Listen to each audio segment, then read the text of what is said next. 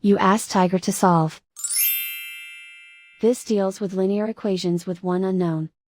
The final result is p equals -5/9. Let's solve it step by step. Isolate the p. Multiply both sides by inverse fraction 4/-3. Move the negative sign from the denominator to the numerator. Group like terms.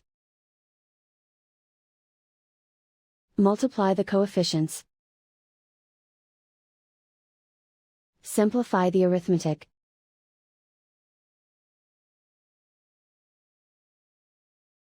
Move the negative sign from the denominator to the numerator.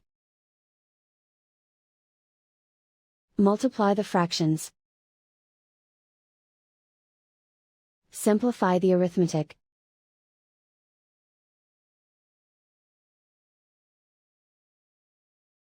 And so the final result is p equals -5/9.